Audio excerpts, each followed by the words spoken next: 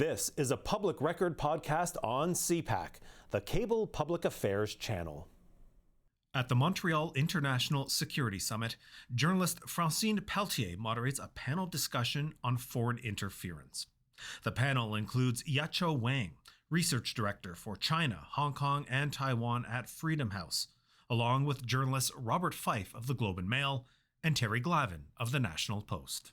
Bonjour, thank you for your presence. Hello and welcome to our panelists. I cannot promise that this panel will be less depressing.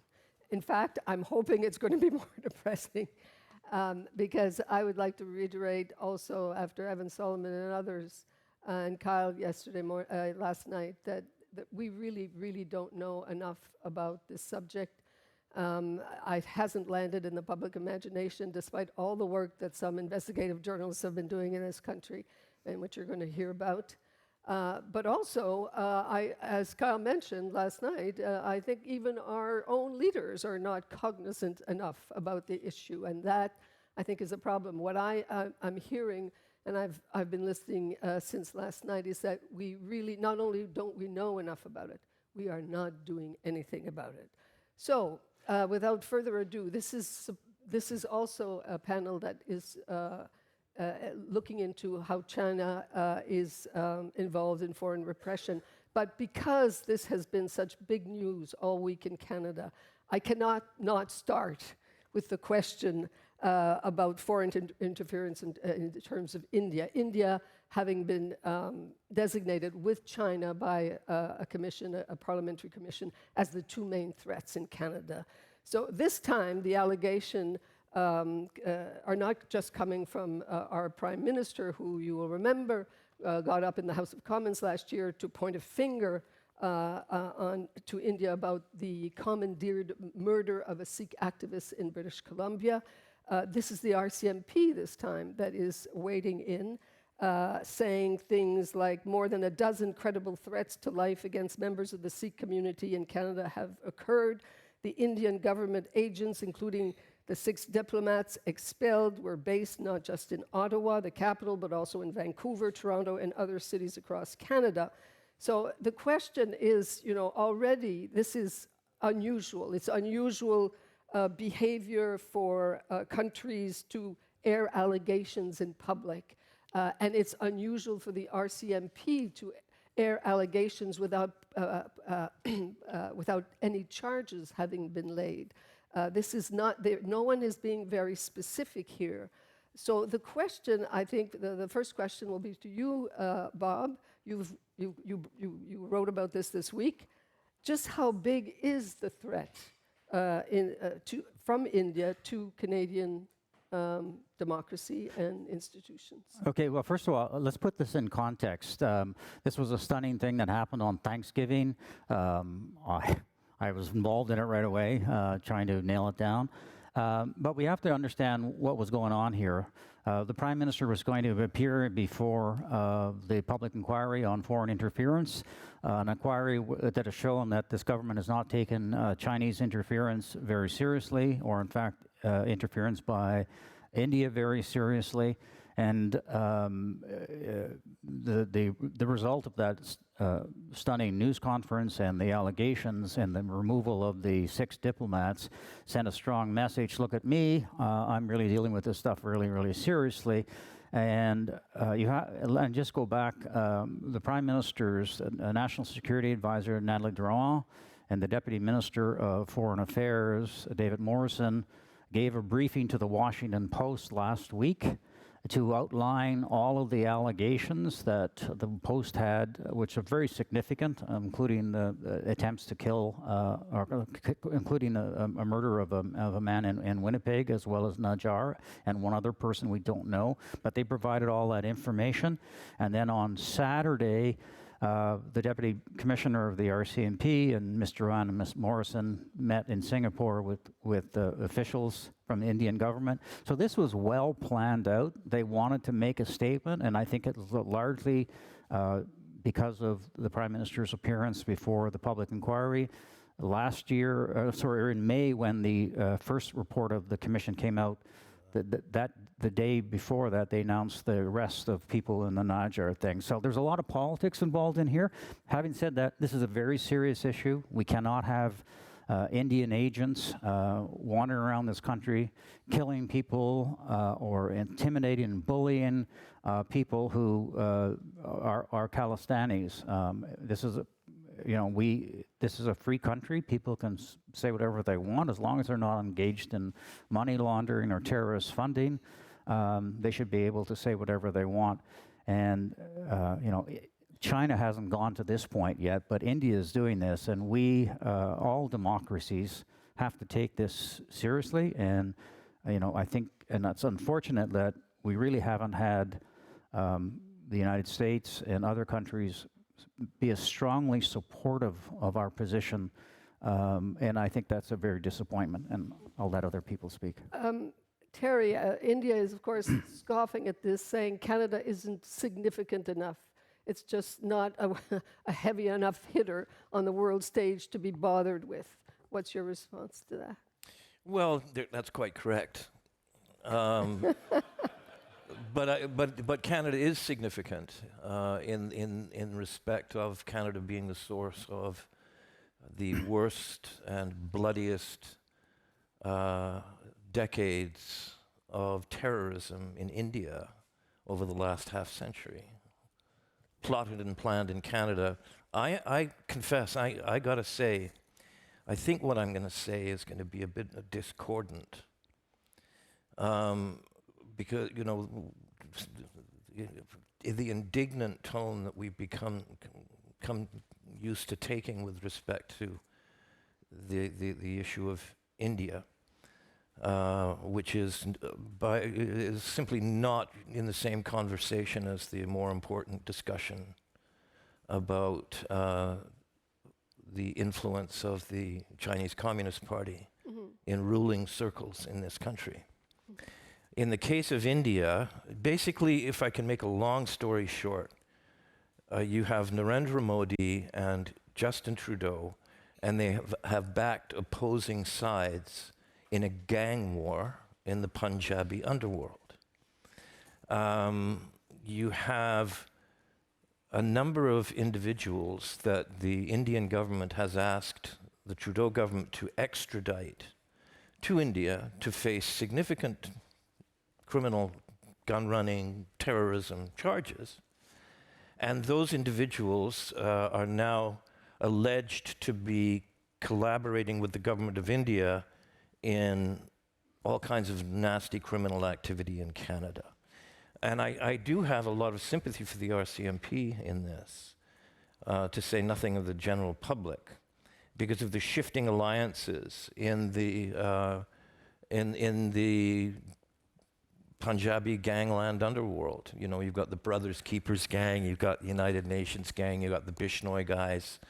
I found it amusing almost when on Monday the RCMP was trying to sort of, well, yes, it's the Bishnoi group that's responsible, or these are the people that the Indian government is using to terrorize the Khalistanis in all kinds of nasty ways, when in fact the Bishnoi group is more intimately associated with Khalistani gangsters in India.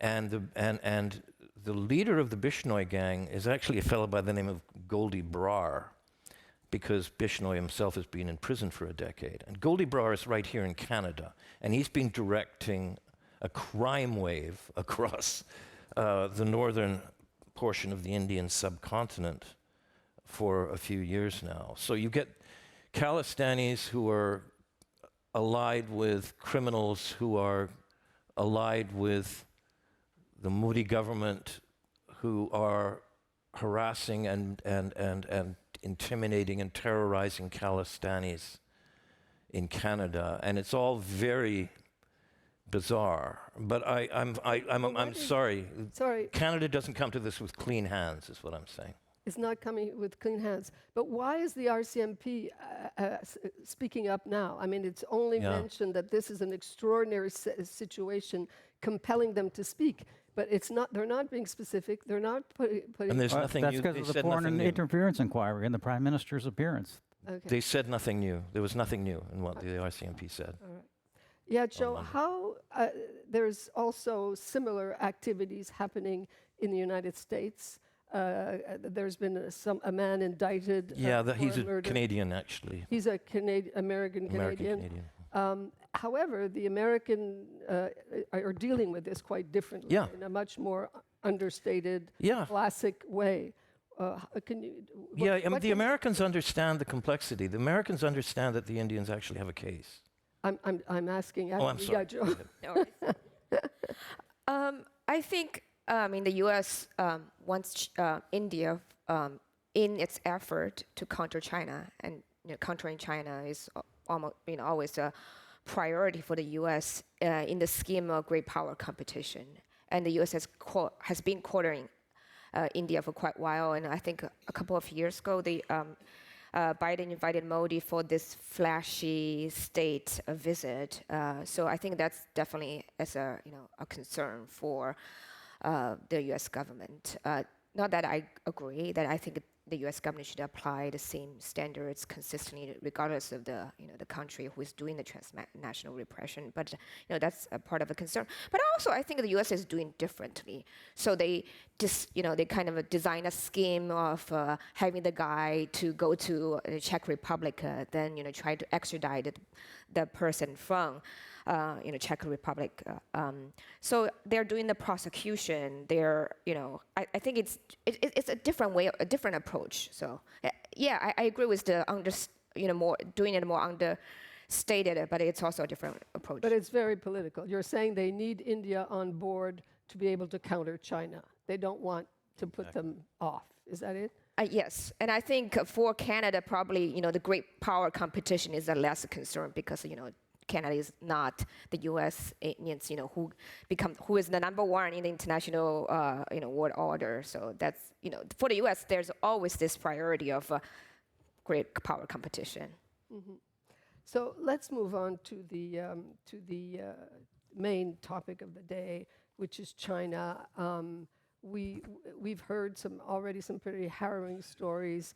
Bob, what can you tell us? I mean, you were responsible partly for breaking stories, leaked documents from CSIS that went on to being some extraordinary reporting, and essentially the first we were really hearing about this story. So tell us, how does the Chinese threat, transgressional repression or political interference, how does it play out in Canada? Okay, let me paint a bigger picture first of just how sophisticated a strategy that China has.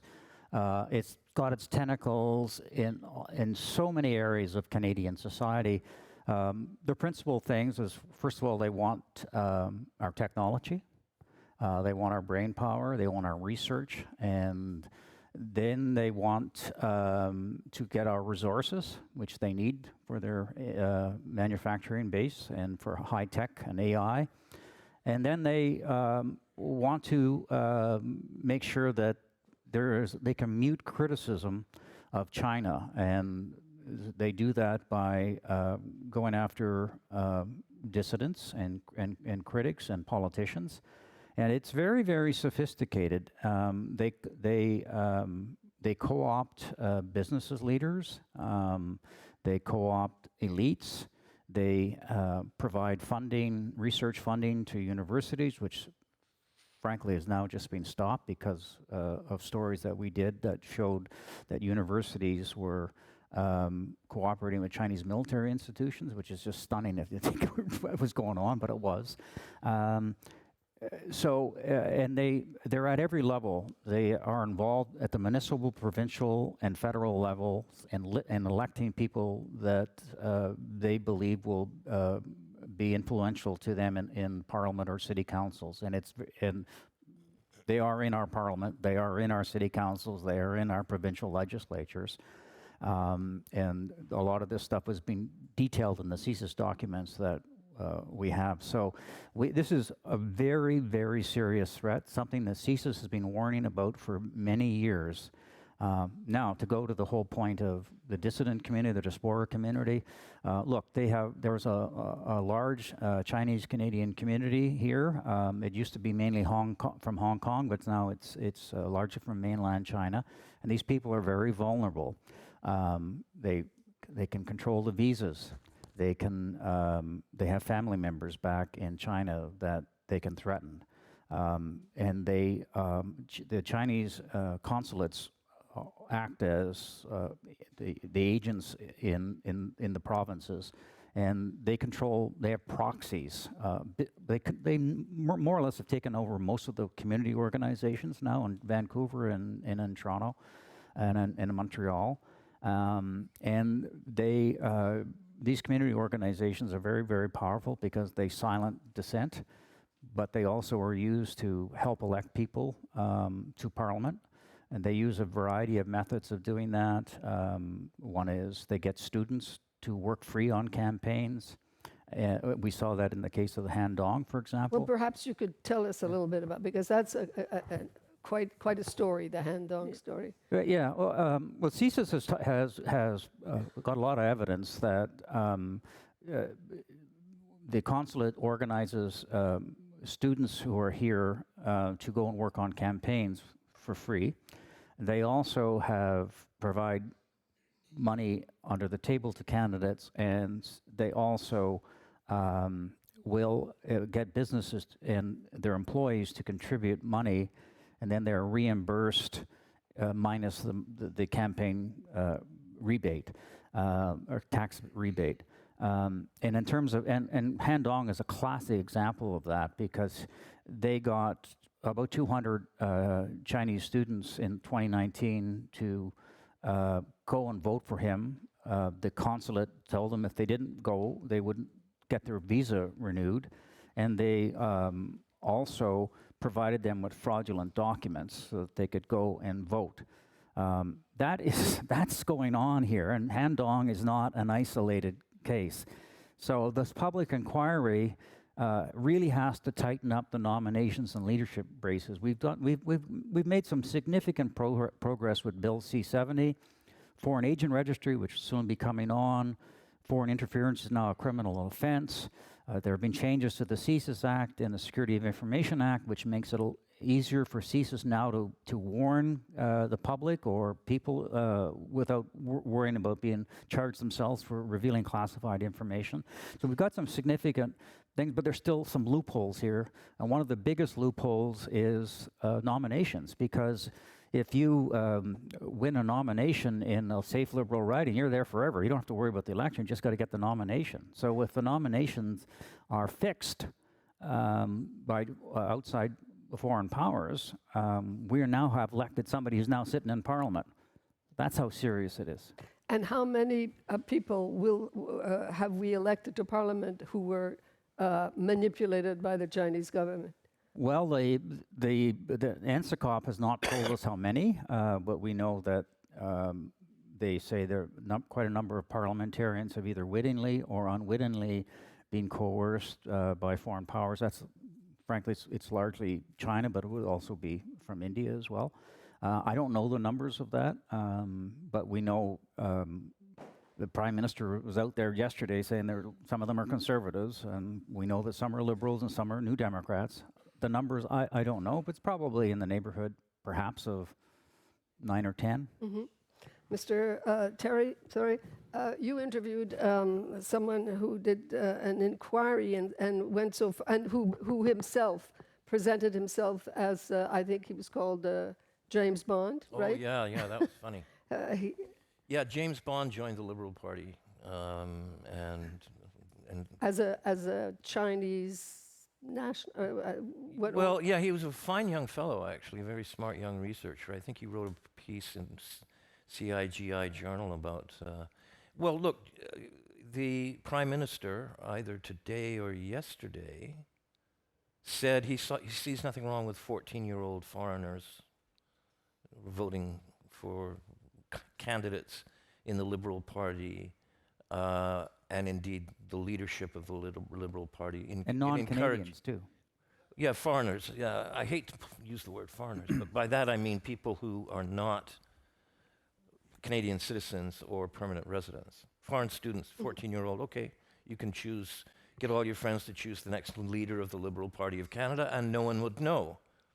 So, yeah, I think part of the difficulty in having these kinds of conversations is that there's a lot of people, well, obviously a lot of people in this room, everybody I would hope, is actually concerned about foreign influence and about the extent to which police states exert influences in Canadian political and cultural life. And then there's a whole bunch of other people who see nothing wrong with this. On the issue of Han Dong, for instance, just as a, since we're talking about Han Dong, he announced his candidacy for the Liberal nomination in that riding. Over his right shoulder was Michael Chan, who CSIS has been watching for a dozen years or so. Over his right shoulder was Wei Cheng-yi, who's one of probably the senior United Front kind of godfather in the Toronto area. Those Chinese police stations were at addresses of properties that he owned.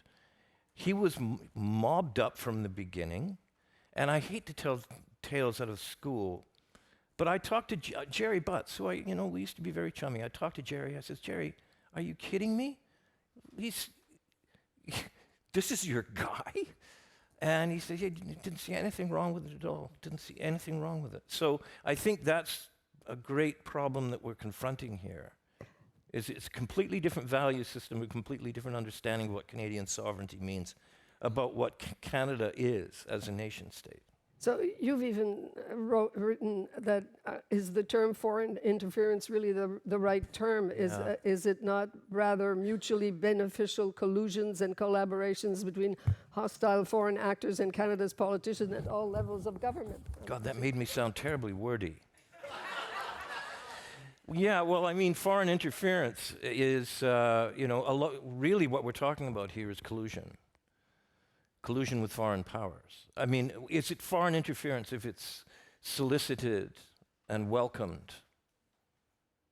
Is interference the right word to use? So how do you explain that? You've been quite vocal in some of your articles about saying that Canada is, our Prime Minister is actually willing to accept a certain amount of foreign interference.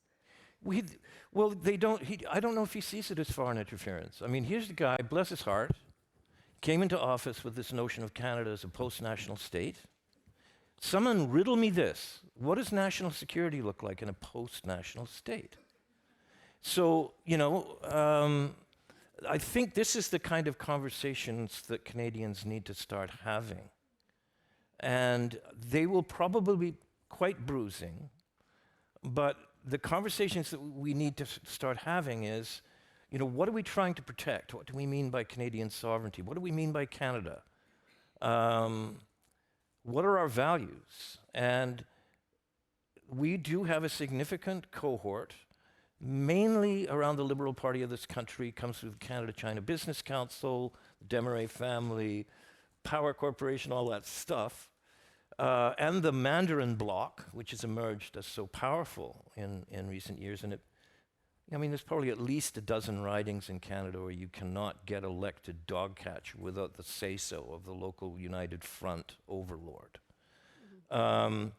So I think this is where we have come. We've got to this point, and I think we really need to, that's the kind of conversation we need to have. Bob, I'd like to hear you on that, but I'm going to bring Yaqiu in just. So perhaps you could tell us a little bit about the United States, the relationship, the situation with Chinese transnational repression and political interference in the United States. Well, I think the situation is similar, probably to a lesser degree. But I just want to follow up on the conversation because we're talking a lot about Chinese business people, politicians who are influenced by the Chinese government who are Chinese origin. But I really wanted to emphasize the other side, which is the Chinese people who are critical, the Chinese people living in the United States, living in Canada or United States, who are Canadian citizens or permanent residents or just students, who are critical of the Chinese government, but they are silenced because they are afraid of speaking up. Mm-hmm. I don't want to, when we read the news, it's like as if the Chinese people who are living here or somehow agents of the Chinese government or align with the Chinese government's interest. And that the reason they are afraid of speaking up is a result of the Chinese government's transnational repression. So, I mean, in 2018, I came to Canada to interview about dozens of people in the Chinese diaspora, whether they're citizens or just students studying here. Many told me, we don't like Xi Jinping, we don't like the Chinese government, but we just can't even speak here, even, we have the freedom, supposed free speech here, because we're worried about our family situation in China. We're worried about going back to, when we go back to China, we can get harassed. I think whether it's at that time, whether it's the U.S. government in 2018, whether the U.S. government and the candidates, they were not. The issue isn't being addressed, attract the public attention the way it is now. That's the reason we're having this conversation right now. Is because we didn't address it in the past. I do think the U.S. Has in the past few years has made a concerted effort, the U.S. government, make transnational repression a priority. There have been many actions taken by different agencies with the government, which is the Department of Justice, which prosecuted people for transnational repression. It's the FBI who has set up a website saying, if you have experienced with transnational repression, you can report to us. There has been trainings by different agencies to raise awareness of the people who are, who encounter transnational repression, how to address this issue. So the government is doing better, and I think in Canada probably similar. Yeah. But there are no examples in the United States of Chinese interference in terms of elections, influencing political influence, or peddling in that respect, trying to change the outcome of elections?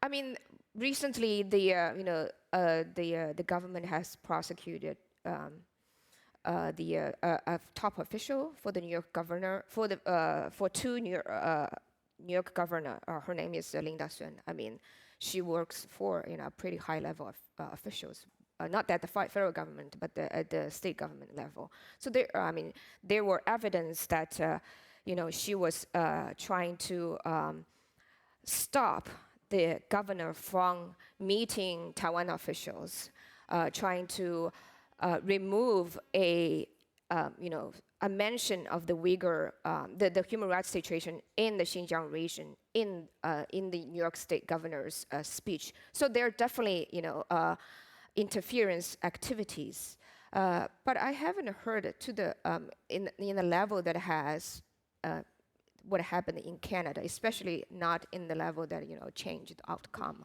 of a Can I just talk about the social media? Yes. Because it's really it's very serious issue that we have to grapple with, and perhaps the public inquiry will talk about that. But we know from the evidence submitted at the inquiry that there was a very heavy disinformation campaign aimed at the Conservatives in the 2021 election campaign, largely on WeChat, but other Chinese social media outlets. As well, China controls through companies in Hong Kong most of the Chinese language media in this country. And you are getting basically propaganda. And so you have this huge community. Many of the people are they're all wonderful Canadians, don't get me wrong, but they're all getting their information from a source that is biased.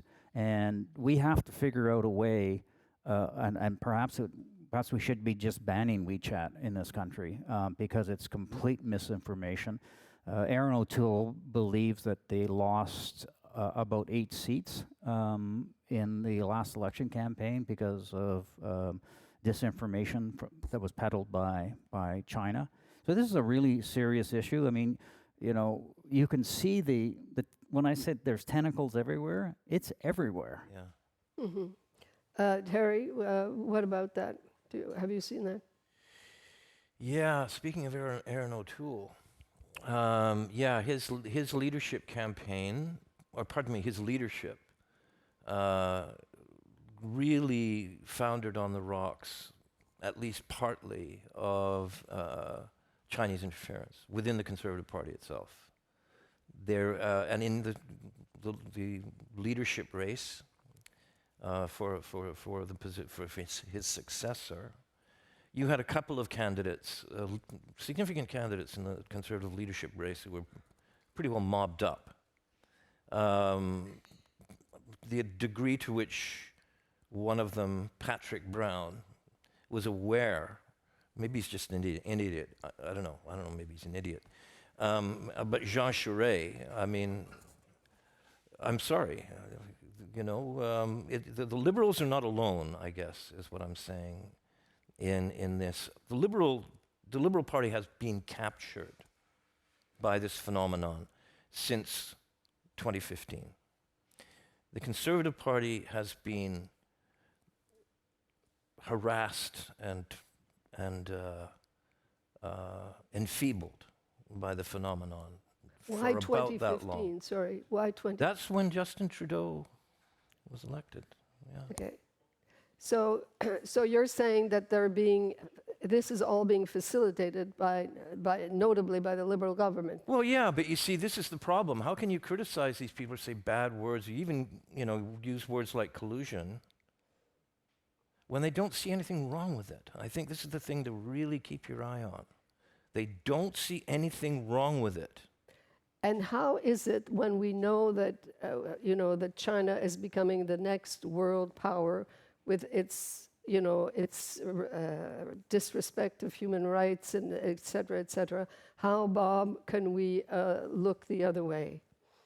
Or how can the Liberal government and other political parties look away? Well, look, we obviously have to trade with China. I mean, we're a middle power, and we are a trading nation. So we have to understand that we cannot let China have the kind of influence it is presently have in this country. And it is, whether it's the corporate elite who or people like Jean Chrétien and Trudeau, I mean, and it's also Jean Charest. Jean Charest, we found out when he was running the leadership campaign that he worked for Huawei. And he wanted to keep Huawei in. I mean, my God, you're going to have Huawei in on our telecoms? They're going to take everything out. There's a couple of things here that if I just want to say. So first of all, we have to thank the people in the diaspora communities who have, in many cases, are deeply afraid but have spoken out. And that's whether it's Chinese Canadians or Uyghurs or Tibetans. These are the heroes. And they have been talking about this for 20 years or more, and nobody has listened. Mm-hmm. Police will set up these hotlines, but they don't speak Mandarin, for heaven's sakes. There are no Mandarin police officers to deal with them, nor are there Mandarin CSIS officers. So how do you feel comfortable talking about what's going on in your community when the authorities can't speak to you? We also have, and I want to single out Margaret and Guy Saint-Jacques and Richard Fadden. These are people who could be making a lot of money by going to work for a corporation and spinning out propaganda or trying to lessen the influence or lessen the impact of what China is doing in this country, like Gerhard Schroeder does that in Germany. These people have been voices for journalists that we have been able to go to because they're highly knowledgeable about China and they're not afraid to speak their minds. And they have lent a great deal of credibility to our coverage in making Canadians aware of the threat from China. And the other people I want to talk to about, the Prime Minister yesterday called them criminals, but these are whistleblowers in their national security establishment who for years have been watching what has been going on and writing reports and sending them up, and they have been ignored. And I think these people are heroes. They came to us and other journalists with the information, and we published it. And it took forever to get the Prime Minister to finally call a public inquiry, but it's waken up the country to the significant threat, particularly from China. And I think these people do not deserve the label of criminals, but as heroes. So, I mean, maybe this is where we bring back the question, is Canada a significant enough country? I read that part of the problem is not just our politicians who are not wanting to wake up to this reality, but that they're, from the beginning, and this is a direct consequence of the October crisis, that we did not have a proper intelligence service in Canada. Because the RCMP did such terrible things during the October crisis that Pierre Trudeau, Prime Minister at the time, decided he would give it to CSIS, but it wasn't a real intelligence, foreign intelligence, more of a domestic thing. Is that where the problem starts? I think a big problem, that's one of the sort of institutional, mechanical problems that we're dealing with here. It's not the larger cultural issue. But I remember, I mean, I'm a geezer now. I mean, really. I was covering this stuff, as I said earlier, when I was a boy. I remember when the early CSIS agents coming to me and asking me about the geopolitical influences within the Indian subcontinent of various Punjabi and Sikh religious leaders and so on. This is CSIS. You guys are supposed to know this stuff. And actually, they knew nothing about Sikhism, nothing. I mean, it's a great tragedy because, you know, the Sikh culture in British Columbia alone, going back to the 19th century, you know, a really important, incredible contribution to the culture of this country. And yeah, I mean, I don't mean to be mean to CSIS. Where's John? Where's Stanton?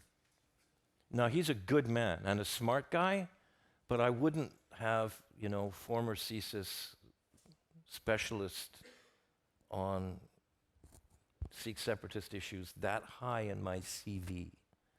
Because, yeah, it's been a mess. CSIS and the RCMP are just, it's a mess. They don't speak Mandarin. How many Punjabi RCMP intelligence officers are there? How many Punjabi CSIS officers? At the same time, Bob, you decided, they leaked the CSIS leaked the documents to the Globe and Mail. They were being frustrated with not getting the attention of the government officials. So perhaps they had started doing their homework at some point. Like, what can you tell us about that? Well, I'm not going to say whether it came from CSIS. I'll just say national security sources. But look, these are people who have spent a considerable number of years bugging the phones of people like Michael Chan, intercepting the conversations, following people to places where they were meeting, finding out how money is being or believed to be being sent to candidates, following the activities of the community organizations, and particularly watching how the Chinese consul general and the consulate run the operations in these cities, because that's what they do. And they've begun to paint and put together some pretty good papers, as well as I think quite detailed evidence about, or not evidence, intelligence about the activities of certain members of parliament or certain members in the community, and I think they've done a pretty good job in the last couple of years, and obviously there has to be even more resources. But part of the failure before people started to pay attention to China was all of CSIS's efforts was on terrorism, and that's where all the resources were. And then they had to turn on a dime. Then they had to get people who could speak Mandarin or understand the community or speak Punjabi. So that's not an easy ship to turn around, because remember, everything we were focused on was terrorism, terrorism, terrorism. But it's being turned now, and I think they're doing pretty credible work, to be honest. And did the lights turn on because the pressure and the actual foreign interference, notably of China and India? The light turned on because the United States was really concerned about China and its activities. And as well as our other Five Eyes partner, Australia, was 5 years ahead of us in realizing, oh my goodness, look what's going on in our country. We've got to take steps to stop this. So it's because we're a member of the Five Eyes Alliance, CSIS began to say, oh, we've got to figure this out. And and honestly, like for 5 years or more, they've been ringing the alarm bells, but the governments have been ignoring it. Mm-hmm. We'll get back to that.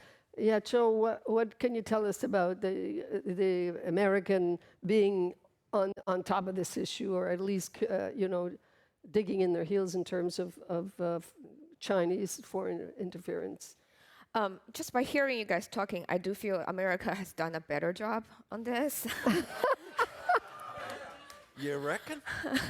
I mean, as I said, the Biden administration has made it a priority. There are actions from the Department of Homeland Security, Department of Justice, State Department, sanctions on officials who are complicit in transnational repression, sanctions of surveillance, Chinese surveillance company being used on surveilling the Chinese population, the Chinese diaspora population. So there are multiple agencies have taken actions.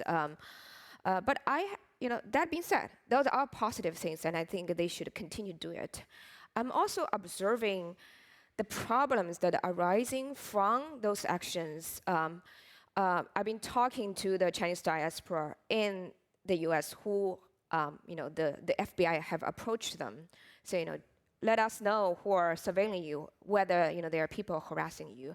People, even the interaction with the FBI, with U.S. government officials, make them feel afraid, in the sense that, well, nobody has harassed me, but are you actually suspecting that I am the one who is doing the harassing? So it's like they're worried about the effect of the U.S. government's actions, of the spillover effect of escalated actions to address transnational repression. I think my point is that you really, really need to do it in a proportionate, targeted, and the rights-respecting way, so that the Chinese diaspora don't get affected negatively overall. I think that is very, very important, especially it's kind of related to the transnational repression, but not totally.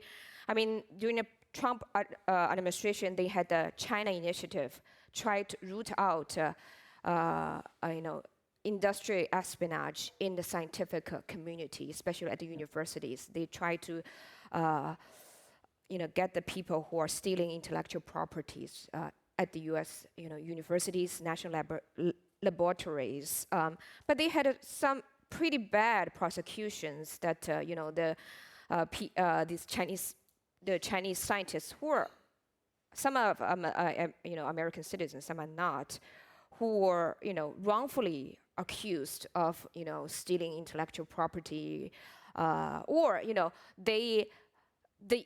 their crime was rather small in the sense of they forgot to report some grants they got from China, but they were prosecuted in a way for a crime for some bigger thing of intellectual properties.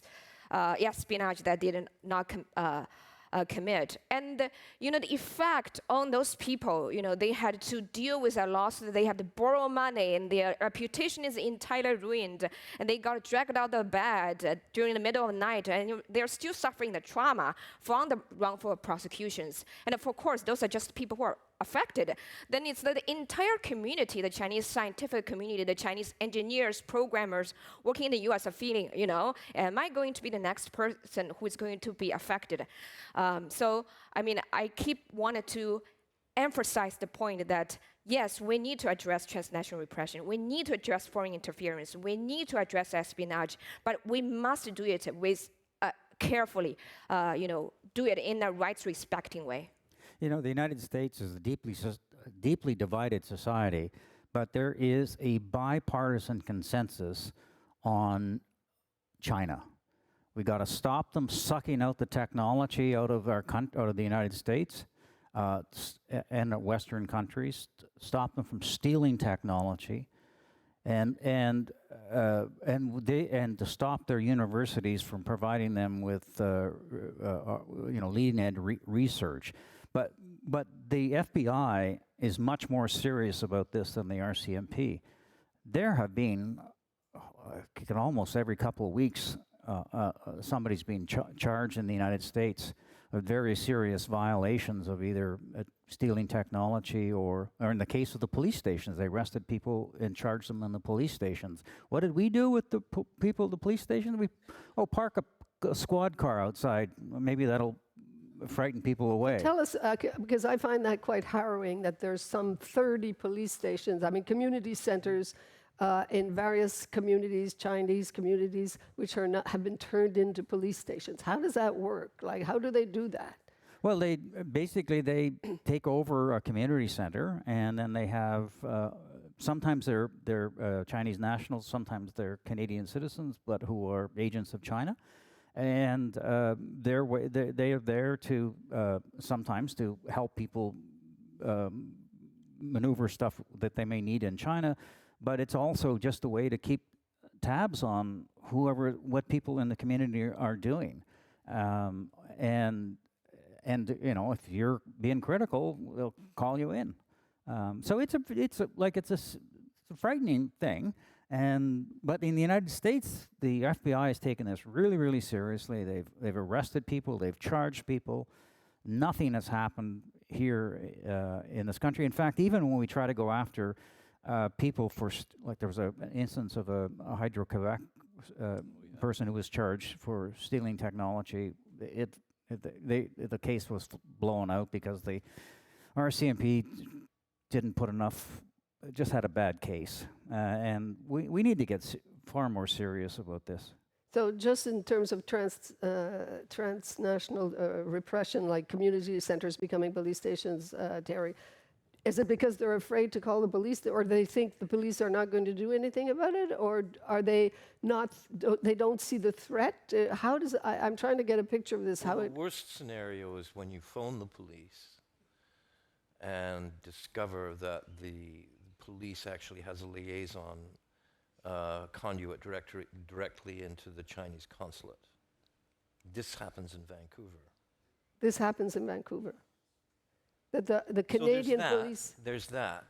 I don't know. I mean, just to get. I think one of the things that has to be understood that Americans have a hard time getting their heads around, particularly people from away. Imagine if I'll put it this way. Imagine if Donald Trump, the very worst thing that some of the more full-throated Democrats have said about Donald Trump and his relationship to Russia and Putin. Imagine if all that were true, right? Imagine if Donald Trump had appointed the head of the Russian-American Business Council to name and his cabinet after being elected and head his transition to office. Imagine if Donald Trump had immediately reconfigured the State Department for the purposes of aligning with the former Soviet bloc, the police state bloc in the UN, and had sent, armies of Americans from the State Department to lay the groundwork for a free trade agreement with Russia. Imagine if Donald Trump, immediately after the election, had brought together a series of banquets and meetings, bringing to the most senior Republican funders with Russian kleptocrats and billionaires. That's what Justin Trudeau did, except it was the Canada-China Business Council, except it was all of those cash for access meetings, and so on and so forth. So I guess the point I'm trying to make here is that what we're up against here is a way of thinking, it's a political culture, it's bred in the bone with these people. And if you are a Uyghur, if you are a practitioner of Falun Dafa, if you come from a family of dissidents in mainland China, if you're a Hong Konger who has managed to somehow get out of Hong Kong after, you know, having your efforts in the democracy movement frustrated and crushed. And you find yourself in Canada, and you have, say, a meeting or a little demonstration to demonstrate your solidarity with your brothers and sisters in the streets back in Hong Kong. And you find yourself surrounded by a fleet of Lamborghinis and Ferraris and McLarens, and the police have to bring you into a local church, and you're surrounded by this event outside, and you're stuck in that church for 2 hours. The streets are closed off. That is what Chinese Democrats, Uyghurs, Hong Kongers, Tibetans, Falun Gong, Taiwanese supporters are facing in this country. And I don't think we really tell these stories as well as we might. Well, it would obviously, but so, and why then this difference? I think I know the answer, but nevertheless, it begs the question, why is Justin Trudeau getting up in the House of Commons and screaming, you know, accusations of murder to India, and is rolling over with China? Why the difference? That's how he rolls. But you know, let's go back to after he was elected in 2015, late 2015. In early 2016, there is a bunch of Chinese Canadian businessmen having a private fundraiser at the home of a wealthy Chinese businessman in Toronto. At that event with the Prime Minister is a Chinese billionaire who is very close to Xi Jinping. And 2 months after, there's $1 million check that he and another friend of his, another billionaire guy, to the Trudeau Foundation. $50,000 of that would go for a statue of Pierre Elliott Trudeau. The other 700-some thousand goes to the University of Montreal Law School in honor of Mr. Trudeau, where he had got his law degree, Trudeau Senior, and had taught there. And CSIS had picked up, according to our sources, not denied, because the money was, the Trudeau Foundation returned the money, that in 2014 they picked up conversations where the Chinese trade officer here in Canada speaking to this Chinese billionaire saying, well, we want you to, he's probably going to win, we want you to give money to the Trudeau Foundation and the university, and we'll reimburse you. So that's the kind of way they operate. And you know, Trudeau has been pushed and pushed and pushed every step of the way. He's fought back because he did not want to, maybe it's in his DNA, to take strong action against China. And we only have a public inquiry, not because he wanted to do it, because he was absolutely pushed. He had to get David Johnston to try to do some whitewash report, which it was. And poor Mr. Johnson's reputation is now being ruined. And then, you know, when it comes to India, he's happy to go after India because there's a lot of votes in the Sikh Canadian community. So it's political expediency. It's diaspora politics. On both sides. Remember, I mean, it's pretty bad. So I think the latest Darrell Bricker polling is that 75% of Canadians want him gone. It's not good. And a lot of Liberals are quite upset about this, and they want Trudeau gone before their party is completely destroyed.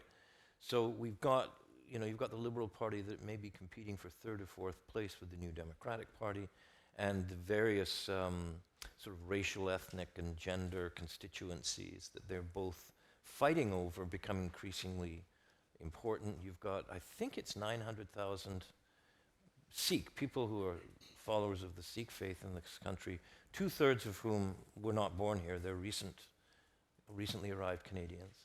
So, you know, it gets down into the gravel and the muck. And I think that's the India story, right? The Indian interference story. It's gang warfare. And the poor Sikh population has to put up with all of this too. They don't get their gurdwaras surrounded by people in Lamborghinis and Ferraris. A lot worse happens to people who dissent from the Khalistani orthodoxy. A lot worse in Canada. So that's the predicament I think that we're facing, is that, you know, as Bob says, the leadership of the Liberal Party resisted this every step of the way. They tried to shut down the Canada-China Committee in the House of Commons. They tried to shut down the Human Rights Subcommittee. They tried to shut down the, didn't want a foreign interference inquiry at all.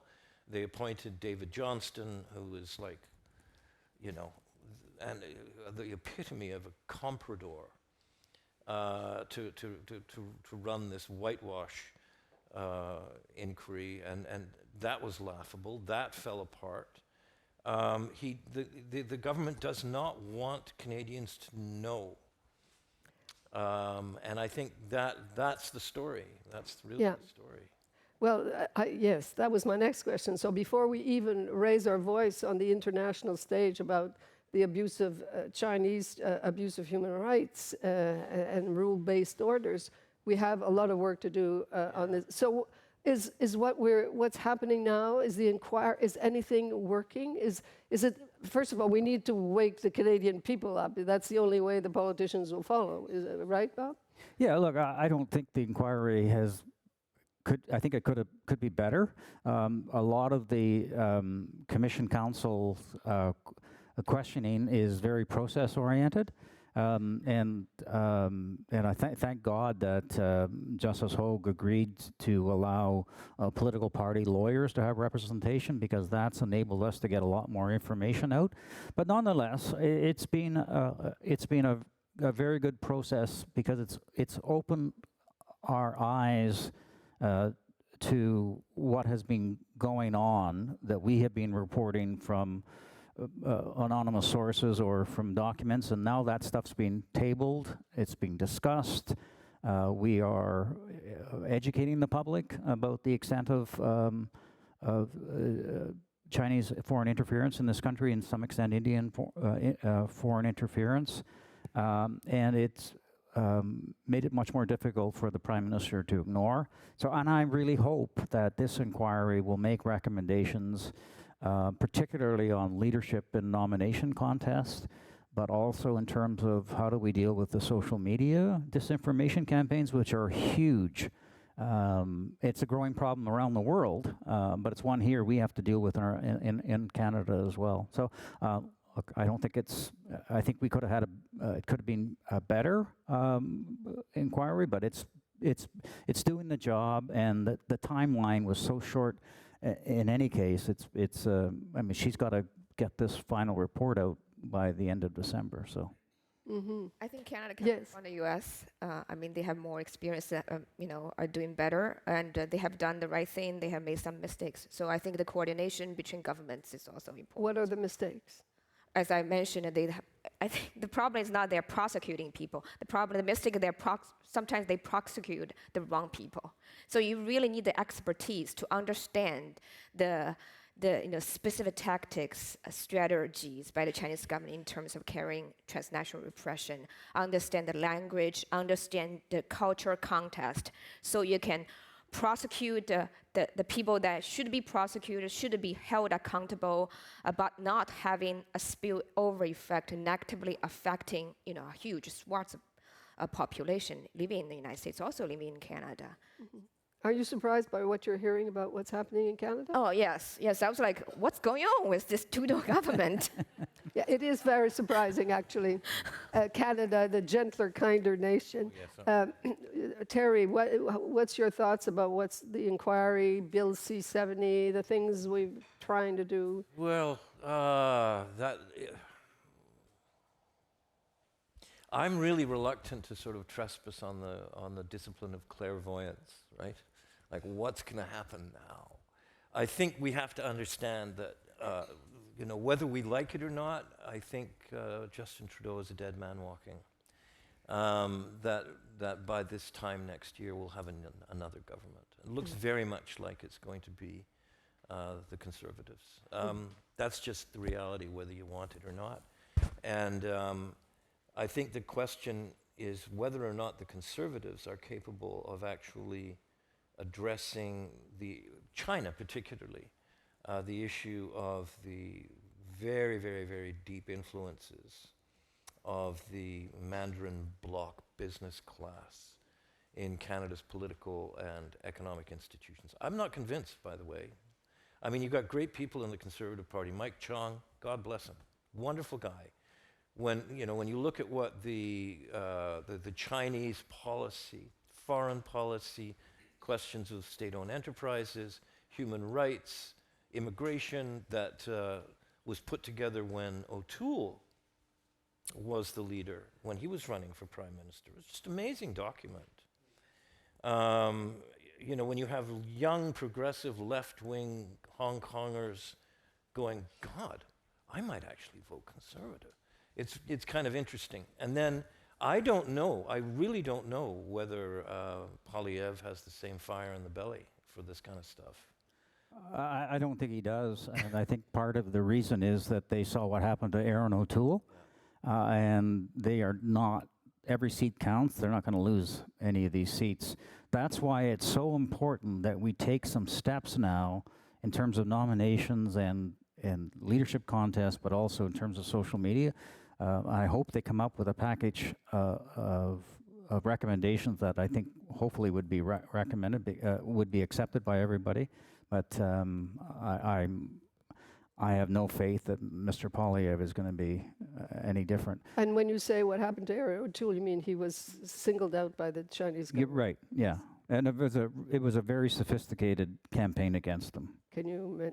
Yeah, well, I mean, they went into large ridings where there were Chinese Canadian community, and they said, he's anti-China, he's against this, he's against that, misrepresented their position. It was all largely on WeChat, but it was also in Chinese radio, also on in Chinese print media.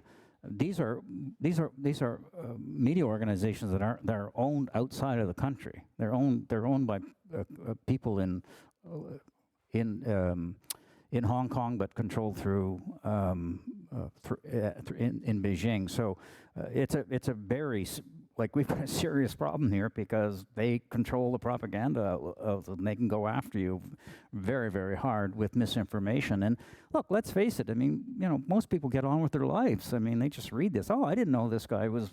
Oh, he's really bad. I mean, they're not like, they don't live and breathe politics like we do. These are people. No, it's hard. Get on with life, right? Exactly. On that note, I'm going to open up. I think we have more than a couple of minutes. We have 7 minutes, lots of... okay, that's the first hand I saw, over back in the back. Hello, Felix von Geyer. Yeah, it's an interesting one because even under the Harper government, there was an awful lot of Chinese influence. Yeah. I remember the head of the Peak Oil Association in the US saying, are you sure that Harper is not taking his instructions directly from Beijing? You look at the Sinopec stake in Syncrude, etc., and also the obsession with rolling out oil sands, gas, etc., because of the Asian markets, which is basically a policy continued by Trudeau. So I'm just wondering if... Can I? Yeah. Yeah, I think you're kind of right. The Harper cabinet was actually divided down the middle on the question of the acquisition by CNOOC of Nexen, which was, by the way, at the time, the largest overseas acquisition in the history of the People's Republic of China. It was big. What was it, 15.4 billion or something like that? And they were wandering, the Chinese state-owned enterprises were wandering around the oil patch, paying for oil properties at twice the share value, sloshing all this money around. And I remember Anthony Campbell at the time, he was the head of the Intelligence Assessment Secretariat for the Privy Council Office. The words he used were, we're sitting ducks. We're sitting ducks. And so, believe it or not, Jason Kenney, who's an Albertan, was one of the loudest voices against this sort of carry-on.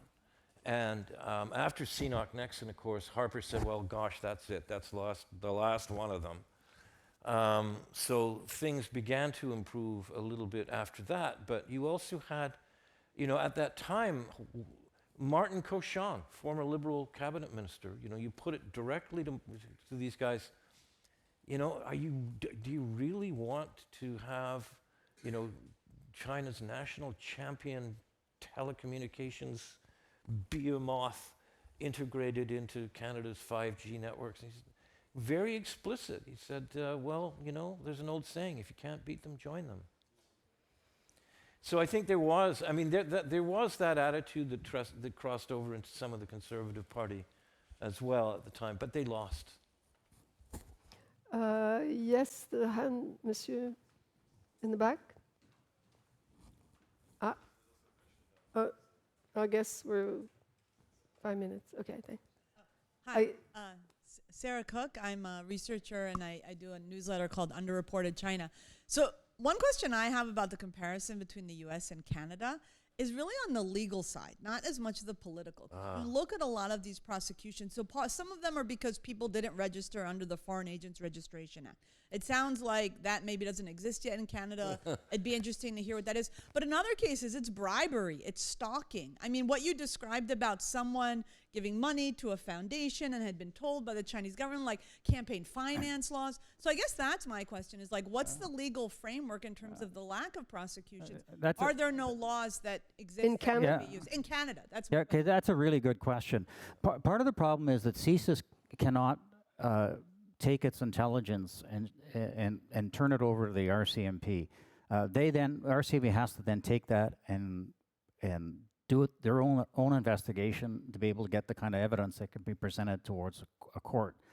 The difference in the United States is the FBI does both, and so they are much more effective. I mean, and the RCMP commissioner has said, look, we would like to be able to have a lot of the same authorities as the FBI, because that means that we could take some of this stuff and we wouldn't have to redo it ourselves. They have to be, obviously CSIS has to be careful because they have to protect the sources and whatnot, but there is something clearly we need to do to allow the RCMP and CSIS to share more information that then can be presented towards the court without CSIS having to worry that their confidential sources are going to be called onto the stand. And so that's why the FBI is much more effective. Yes, monsieur over there. Thank you. Benjamin Tallis from the Democratic Strategy Initiative in Berlin. It was very interesting hearing your discussion, and your critique is devastating and incredibly well made. But picking up on a word that was used at the beginning of the discussion, it was said this is depressing. I think the critique is devastating, but we can't allow it to become depressing, because depression paralyzes, depression disables you. And it's a similar problem that we face when we talk about Canada and other countries being insignificant. We actually have this phenomenon of learned helplessness in the West. Canada is a G7 member. Canada is one of the larger NATO member states. It is a wealthy, advanced democracy. So I would like to see what we do with your critique.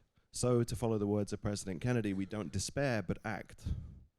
What do we do to take this forward? Does anyone want to answer that? You want to ask journalists for long-term political strategy stuff?